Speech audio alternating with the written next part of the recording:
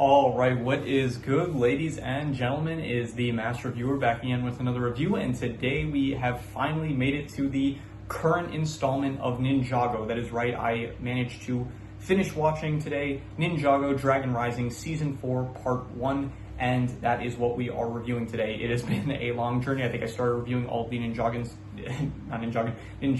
seasons back, I think it was like November of last year, and yeah, it was a lot of seasons. I think it was like a total of 15 from the original, plus another, like I did the Dragon Rising in part, so I think it was 15 plus another 6 plus another 1, so I think it was a total of like 22 seasons that we ended up reviewing. I do have a lot of rankings planned for this, so yeah, the next couple of days is pretty much just going to be exclusively Ninjago content, so look forward to that, any Ninjago fans on this channel. And yeah, just in general though, I did go back to university and I am pretty busy now, so I know that there are some like viewer recommendations that it's been a while since I did stay, like I haven't gotten to them yet, which I do apologize for. That's taking so long. It's just that as the moment, like it's more difficult for me to watch movies. I was able to like do the Super Mario Galaxy movie, but I was able to watch that before I ended up going back to my university. So yeah, just in general, I'm like busier lately. So shows are, even this, like I had to watch this over the course of like, I didn't watch it. Like I can't really watch stuff all in one day like I used to be able to. So in general now it's like I have to watch something over the course of a few days. And yeah, you would have seen that yesterday I didn't upload a video because I literally like my backlog is full because I'm so busy I don't have time to watch anything anymore really. So but yeah, anyway, so yeah, we're just going to start off this review, and we will start off with the intro because I do want to give a very honorable mention to this intro because honestly, this is like a top 5 intro out of all the Ninjago seasons. It is so good. Number one, they have like these great slow-mo shots, which I really appreciate, but the music itself, it's like the whole Dragon Rising intro theme, like song that it plays at the beginning, but they combine it with the OG Weekend Whip song that they played in the original series, and it goes so well together, I think. And yeah, I don't skip the intros ever, but this one, like I was looking forward to it every time an episode would start. So definitely a big shout out, I guess, to the intro because this was a fire intro, I gotta say. So yeah, I'll talk about like the plot briefly, but I think it's just going to be easier for me to talk about what each character kind of does this season. But yeah, it picks up where the last season leaves off, where all the ninja are separated. You have Sora, Wildfire, and Frack. You have Aaron and Lloyd, and they end up meeting Euphrasia. They're in the Whispering Woods. Sora, Frack, and Wildfire. They end up in I think it's called like the land of Eternal Dawn, something like that. But then they end up going from there to they end up in Umbra Sylvis. Yeah, it's like a really hard name to remember, so I end up writing it down. So they end up there, and then you have Kai, Jay, and Nia. They're in the Land of Madness. So basically, the season follows each trio's adventure in just wherever they are. Eventually, Zane ends up joining up with Lloyd, Aaron, and Euphrasia, and then you have Cole. He is with the Finders, as well as Alfonso and Aaron's parents at the monastery, and then he kind of goes on his own side quest, basically. And yeah, the season basically just follows all the ninja in whatever quest that they're doing, and it eventually culminates with all of them meeting at Imperium because, I guess, by the way, spoilers alert, because the season actually came out only, I think, about a week ago, if I'm not mistaken. It was like, not a week ago, I think it was a bit more than a week ago. I remember it came out on like April 2nd, I'm pretty sure. So it has been by now, I think, about 2 weeks, I'm pretty sure. So yeah, anyway, so spoiler alert, Beatrix is revealed to be the big villainess of the season. And I guess, yeah, from there, I guess we'll just start talking about the characters. So Beatrix, she is the villain of the season, and her whole goal is basically to be honest, it's like one of my least favorite parts about the season. She just basically wants to take back Imperium because she lost it in the very first season of Dragon Rising, I guess.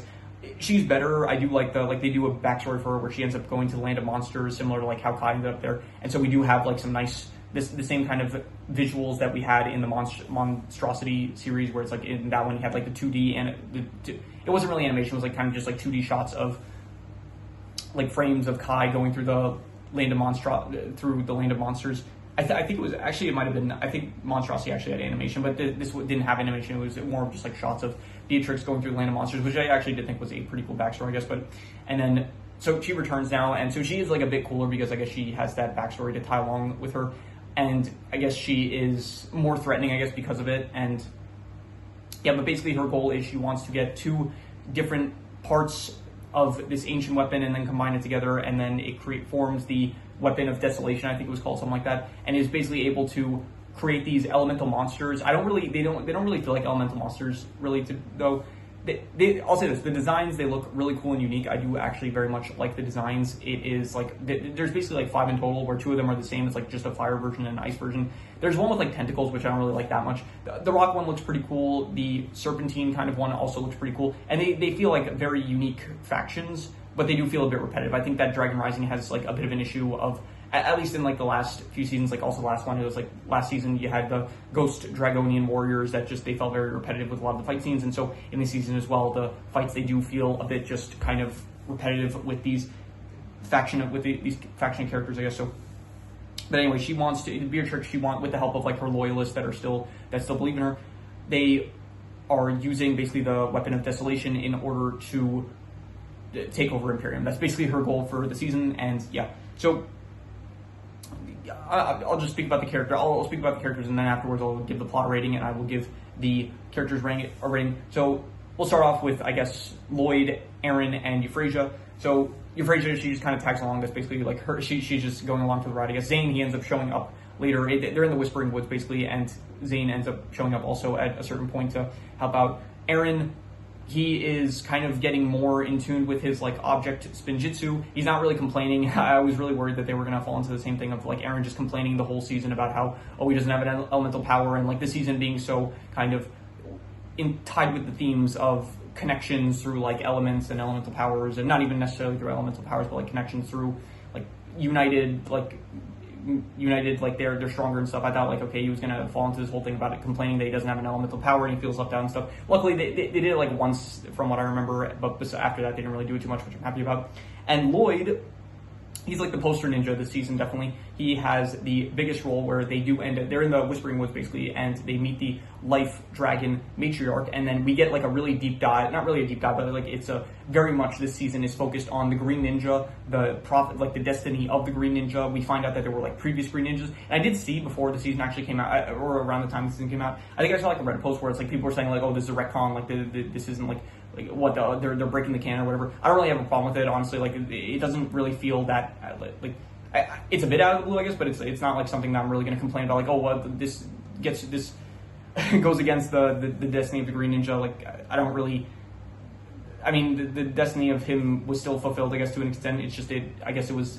There's more lore that expands it, I guess. So anyway, I don't have a problem with it. And so Lloyd, he ends up, in order to save, he was supposed to do this ritual when he was younger, and I really love this about the season. I said this in the past, I love it when they tie in stuff that happened in previous seasons. Like, I love it when they take stuff from the past and then they actually incorporate it into the current season. So they actually go all the way back to season 2 in one of the filler episodes where, I mean, it's an important filler episode, but the episode where basically Garmadon summons the Grundle, and then the ninja, like, they get aged down. Like, if you're a Ninjago fan, you know what I'm talking about. So that episode, the episode where Lloyd ends up aging up, basically, they reference, like, there's a big emphasis on that, like the fact that Lloyd ends up actually, he skipped out on a lot of his childhood, and he's like mentally much younger than he actually is physically. So I actually really appreciate that they actually focused on that aspect of his character, which up until this point, like, they almost never mention the fact that Lloyd is actually much older than he's much younger than he appears. So I really love the fact that they focus on that aspect. So you do have Lloyd, like, basically finding out that during his childhood, he was supposed to get a call from the Whispering Woods. He was supposed to perform this ritual in order to renew, like, the roots or something of the Whispering Woods. But because he ended up skipping out his, like, a lot of his childhood, then he couldn't end up making it to, like, he never got the call to go to the Whispering Woods, basically. So he ends up finding out about this trial, and then he says, like, okay, you'll do it anyway, even though the matriarch basically tells him, like, no, but she doesn't tell him this directly, but she basically says, like, you can't do it while you're older. If you do it while you're older, it's basically certain death. And it's, like, revealed that basically the trial is, the reason is because he's much older and he has, like, a better understanding of the world, and, like, he has, like, much more regrets because he's older than compared to if he would have done the trial when he was younger. Then it, like, puts him at a disadvantage, but then it actually makes him, the experience kind of gives him an advantage. So yeah, basically he ends up meeting the young version of himself, which is voiced by the same voice actors. I forgot her name. It's like Jillian something, but yeah, the young version of Lloyd, like, Lloyd meets his young version voiced by the same voice actress that voiced Lloyd in the original series, and so she's voicing the young version of Lloyd. So he's, like, interacting with the young version of himself, which I guess he never, it's not the same young version of himself, it's like the young version of himself, I guess, a few years older, because it's like the childhood that he missed out. So he ends up speaking with him, and then the young version ends up, like, kind of guiding him through. Like, he's still acting like kind of like bratty, I guess, the same way that Lloyd kind of was in the original series, I would say. And so yeah, very, very cool stuff to see. Like, it's more fan service, basically. It's like in the last season, you had the Underworld, where it's like they brought back the Underworld. You had some cameos from the skeleton dudes from the Underworld, which was nice. And in the season before that, we obviously had Moro, which was very cool to see. So I do really appreciate these cameos that they're doing in the Dragon Rising seasons. So anyway, he ends up learning about like this trial, and then he has to basically fight his biggest enemy, basically. Like, that he's told that he needs to face his greatest enemy, and I saw it coming. Like, it was pretty obvious. Like, okay, he's gonna end up fighting himself. Like, I could see this coming a mile away. So he does end up fighting himself, and it is a really good fight. I really did like it. And yeah, he ends up fighting himself. It's like basically his self doubts about like being a leader and stuff. He ends up fighting that, and then ultimately he does end up managing to defeat his self doubts. And then from there he unlocks a new dragon form. And I'll be honest, I don't really like it as much as I feel like I should, because it feels way too much similar to the dragon form that the ninja already unlocked in Crystallized. It's like technically a different version of it, and this time Lloyd has it, which he did not actually unlock a form like that. I'm almost certain that he didn't have a form like that in Crystallized, and it was just the 4 main ninja that had that form. So I could be mistaken on that. But anyway, even so, it feels too similar to the form that they unlock in Crystallized, and the fact that like they don't even, I don't know, if they had a throwaway line saying like, oh, this is like the time we fought the Overlord or something like that, like, I don't know, just at least establish that like it's something different. Or yeah, I don't know. Anyway, he unlocks this form. It's basically like he understands now the true power of his elemental power, and I do appreciate that as well, because like in the past, like they did actually have like, there were moments where the ninja would say like, we're not exactly sure what his power is. Like, it's been referred to as energy, it's been referred to as like power, and now it's basically being referred to as the element of life, basically. So yeah, so Lloyd returns to the final confrontation. He gives the ninja also like a buff with their powers and stuff, and so he also throughout the entire season, because the source dragons in the end of the last season, they ended up like, I think a majority of them ended up, like, one of them was dead already, but then the other 3, they ended up leaving the council. So basically the ninja's elemental powers are kind of all out of whack. So most of the seasons, like, they do have like issues with their powers and stuff. So anyway, so that was basically what Lloyd did this season. Very good. And so I'll just, yeah. Also, Cole, briefly, I'll just speak about, he ends up getting like captured by, he ends up investigating the loyalists that are working for Emperor Beatrix. He ends up getting captured. He's in a prison. He ends up escaping the prison, and then it was at the time where they had already captured one of the pieces for the Weapon of Desolation, so he ends up taking it for himself, and he gets a big boost in elemental power from it. So he ends up getting like his rock form mech again, and then he fights Empress Beatrix, and yeah, he ends up getting captured after that, and then at the end he's like freed, and then he's just there for the final confrontation and stuff. So that is what Cole's doing. You have, let's see here, what else? You have Frack, Sora, and Wildfire. Their plot was the least interesting, to be honest. It's like, at first they're in this like land where the sun never sets. I think it's like, I'm pretty sure it's called the Land of Endless Dawn. So they're there, they're seeing like illusions and stuff about, like, Sora seeing kittens, Frack is seeing like plants that are growing pies and stuff, and Wildfire can tell that something's up. Eventually they make it to like this whole area, and then they like kind of fight, because I think Wildfire thinks that like they're being tricked. They don't think they're being tricked, and so at least like a confrontation between them. But anyway, Wildfire ends up winning with the help of Ryu, and Ryu. Yeah, so they end up going through the hole, and then they end up in Umbris Sylvis, and I didn't like this place at all, really. It's like very bland. It's not really that cool. I don't even know what they were going for with it, honestly, but I think they just wanted like a setting that would be good for like monster fights, but it didn't feel, it feels very like 1600s, like old-timey Salem witch trial vibes I'm getting from it, and I did not really like it too much.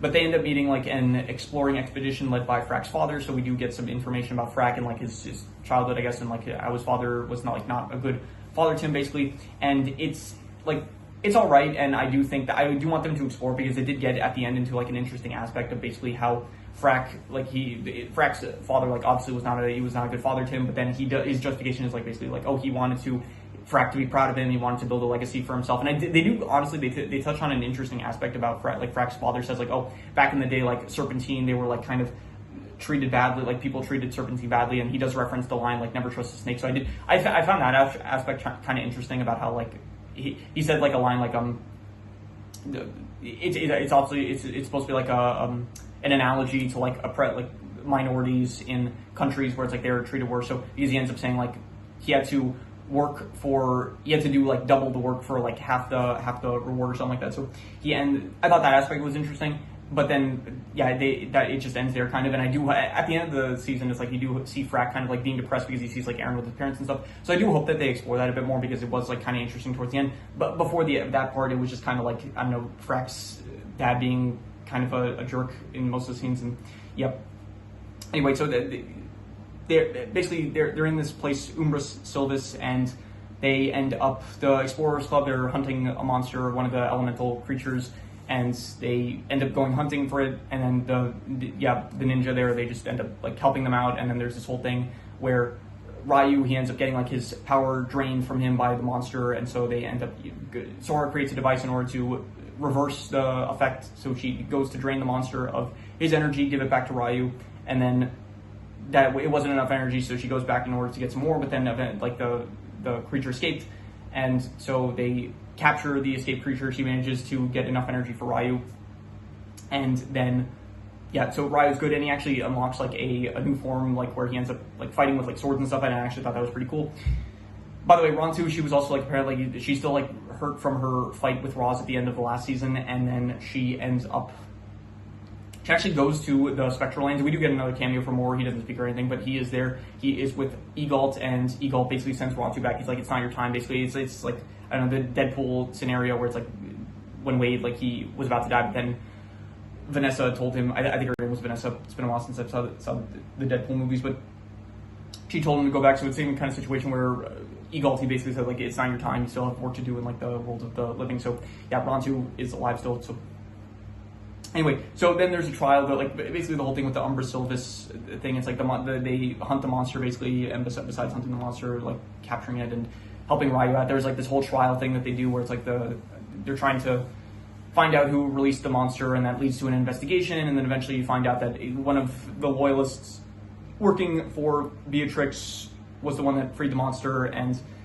yeah, it ends with basically the loyalists, they end up escaping, but I guess at that point the ninja are proven innocent, which I guess is good. So yeah, so that was the plot with those ninja, and then finally you do have another really interesting plot, and I would actually argue that it was a bit more interesting. Like I think the Lloyd aspects of the Lloyd of like that trio, like Lloyd's trio, I think the Lloyd aspects of like when he goes through the trial, I think that was probably the most interesting part of like the season in general. I think it's probably going to be in the best category, but we'll get to that soon. So, but besides that, I think the overall plot of Jay, because they focus on like Jay, Kai, and Nia, and getting Jay's memories back, so they end up waking up inside the stomach of a monster. Like they're in a monastery, and outside of that, it's like completely dark there. Like it's nighttime constantly there for some reason, and they're wondering why. So they end up going to investigate. They realize they're in the stomach of a monster that is in the Land of Madness. So they end up escaping it.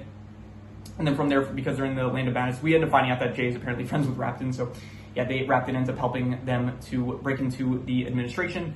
And then when they're in the administration, they manage to get Jay's memories back. It's very nice. But honestly, I have to they like start showing flashbacks of like the original series, but I do appreciate like anytime they're showing flashbacks and stuff. But once again, just bringing back stuff from previous seasons is always good. It might be fan service, I don't care, I like it. And so yeah, they do that, and they flash through like really important moments of Jay in the series. They show like moments from Prime Empire, which I'm happy, because like Prime Empire was very important for Jay's character. I would say like it was like that was one of his poster seasons. But they showed nothing from Skybound, which I don't know why, where it's like canonical, where Jay remembers Skybound as well as Nia. So I'm hoping the reason for that is because like throughout the rest of the season, we do have like moments where Jay is like, he didn't get all his memories back. It's like they're slowly kind of coming back to him. So I do hope in the next season we'll get something like where he remembers the events of Skybound, because I do think that just to not mention that at all, it would be like very much a shame when it's so important to not only his character, but as well as like his relationship with Nia, which they do like focus on a good amount in this season, I would say. So yeah, so anyway, Jay gets his powers back, and then from there,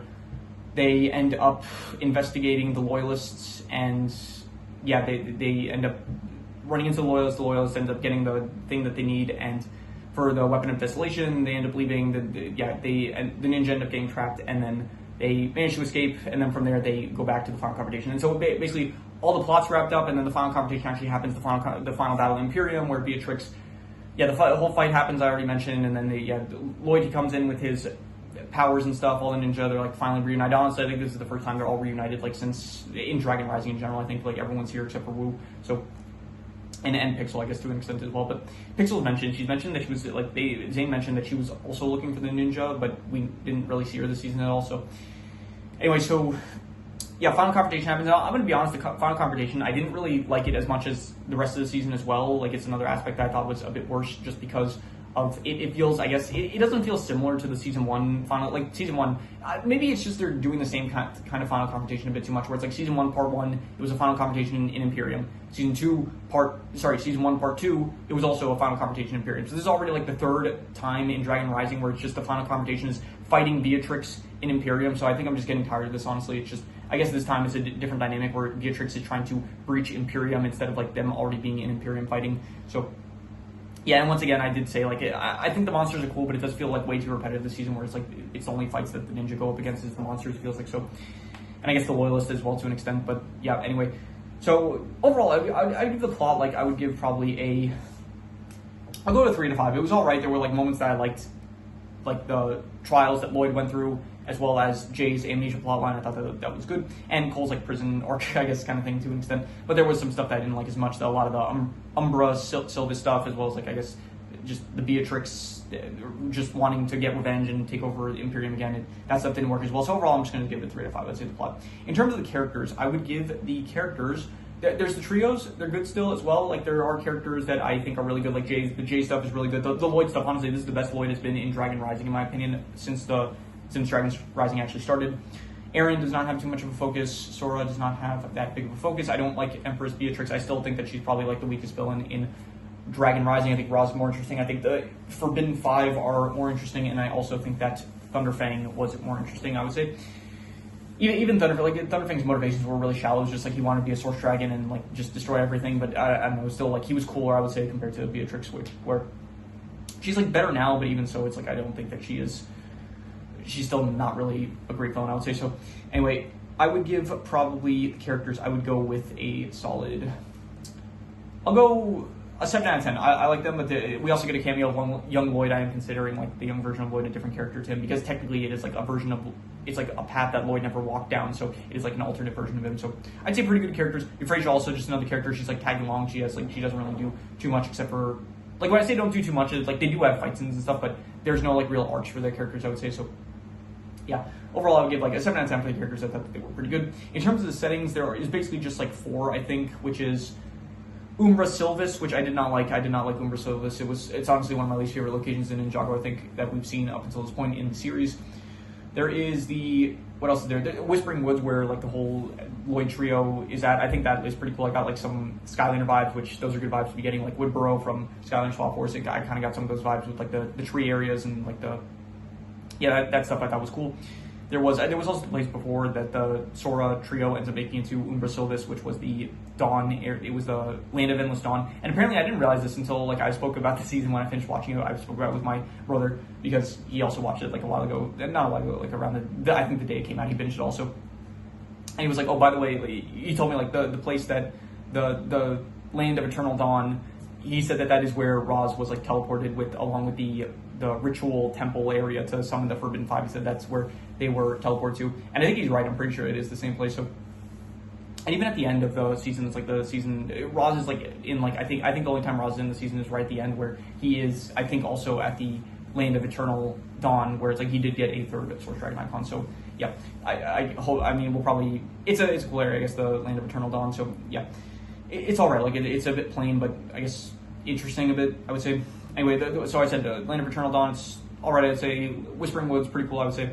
And what else is there? Umbra Sylvis, I didn't really like too much. The administration, it's fine. Like, it's just this area that we keep on seeing. It's never bad. It's never really the best, I would say, either. The monastery, we see a bit. It's fine.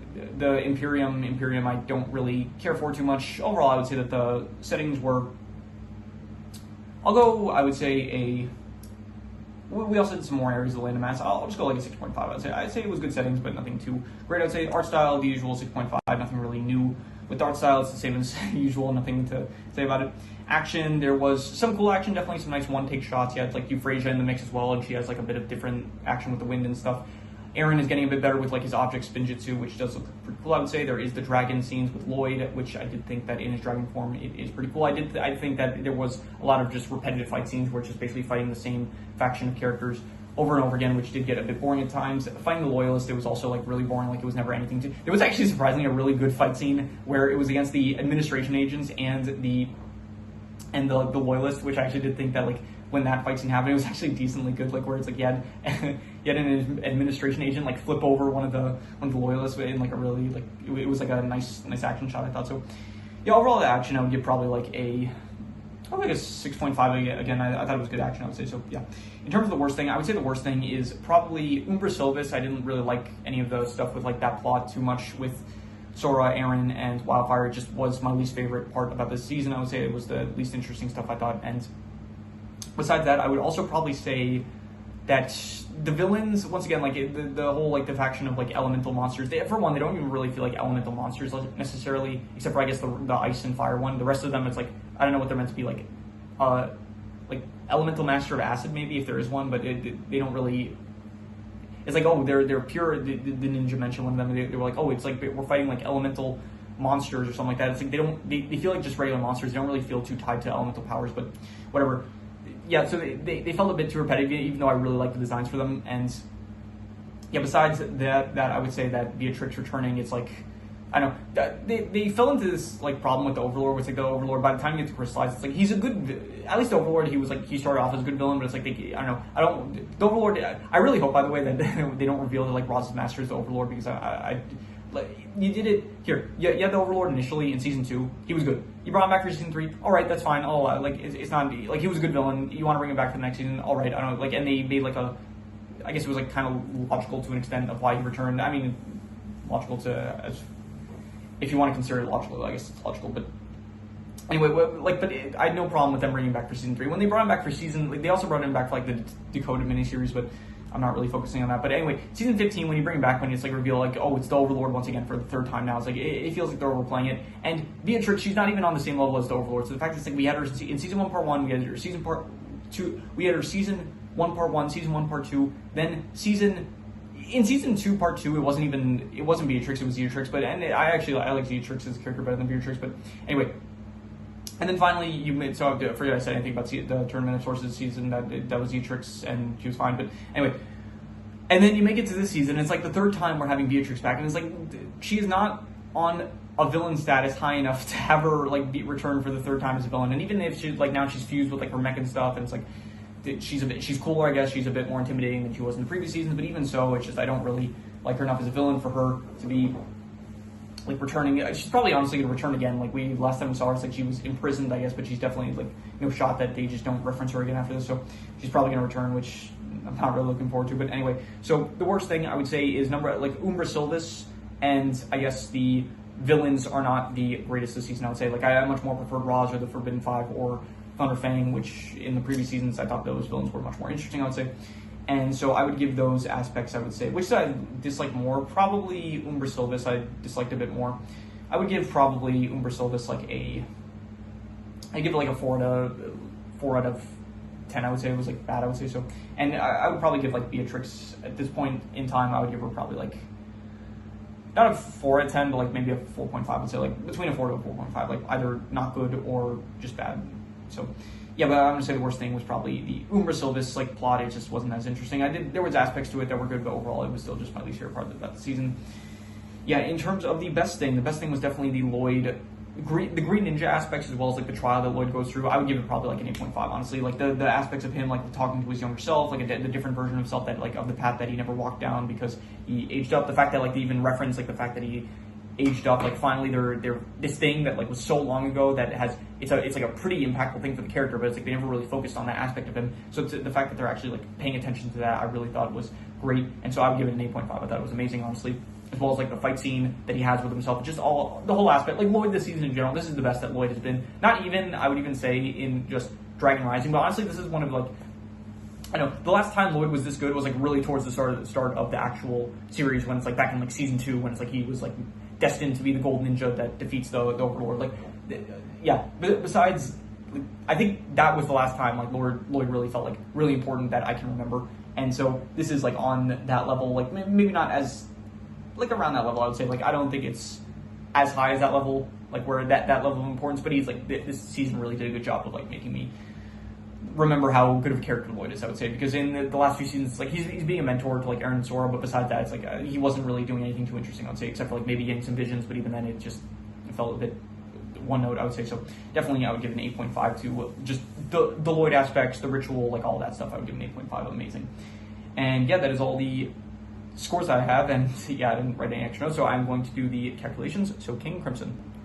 All right, so it ends up coming out to about a 6.5, which would be good, but I would give it higher, definitely. I think I would give it like I'd give it like a 7 out of 10. So I'm going to be generous with it. I'm going to give it a good 7 out of 10, I would say. It was a pretty good season, one of the better ones of Dragon Rising, and yeah, I'm going to probably, like, one of the next few videos is going to be ranking all of the seasons, including, like, the Dragon Rising. I'm going to do it in parts as well. I'm not going to do it, like, the seasons overall. So, yeah, I look forward to that. And, yeah, so I would say that this was pretty good. And I don't think it was as good as, like, I still think probably the Tournament of Sources was probably still my favorite season, I would say. And Season 3 Part 1 was also really good. I would say this is about on the level as Season 3 Part 1. If not, I'm not going to say if it's a bit better or worse. I have to let it marinate, and when I get to the actual season ranking, then I will give a definitive answer. But yeah, anyway, I think this is actually probably my longest review that I've done up until this point. I think I remember the Season 4 one that I did for, not Season 4, the Ninjago Season 6, which at the time, I think that was probably my favorite season. I think it still is, honestly, probably one, at the very least, that's like a top 3 season. So that review ended up taking, I think, about like 26, 28 minutes, something like that. And so this one's longer, I guess, because it is the newest one that just came out, and I just had so many thoughts because it is... I'm finally caught up to Ninjago, I guess, so there was just a lot of thoughts I had. So, but yeah, so that is pretty much all there is to it. So if you have any recommendations, any shows, movies, video game stories, anime, manga, web series, anything that you want me to review, leave it in the comments and I'll maybe possibly check it out. With that said, that is pretty much all there is to it, so let's leave it at that.